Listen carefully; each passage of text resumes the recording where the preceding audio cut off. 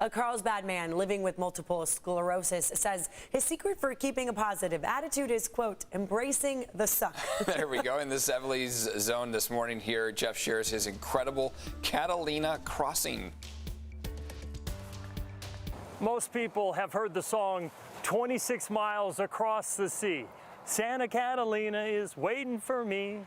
Well, for one Carlsbad man, what was waiting for him was the challenge of his life. In 2003, Tim Salmon, a surfer in the best shape of his life, suddenly felt pins and needles in his arms and legs.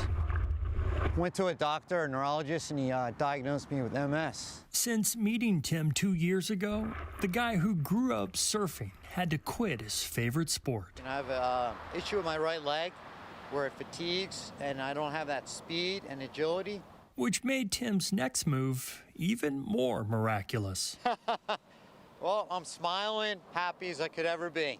Even though the 52-year-old couldn't surf, he could paddle. When I said, Tim, this is it. I said, this is the time to set the biggest goal of your life. Just, train hard, push yourself. Last June, Tim did just that. 22 miles from Catalina to the California coast. That's my game face. That's embracing the suck right there. Paddling the Catalina Channel with MS is nearly impossible, but doing it with a smile on your face? That's the tanker out in the channel, digging deep and loving life. It's always been this way. Tim's best medicine is his love for the ocean. Very peaceful, very calm out there, a lot of dolphins. It's my best healing. 4 years after the MS diagnosis and the worst news of his life came the best.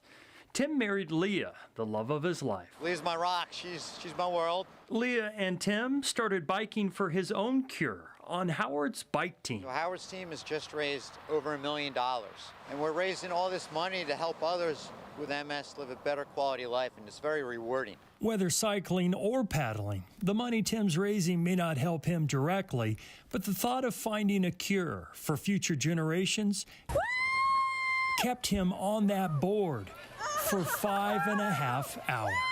When Tim arrived in San Pedro, he could hardly stand.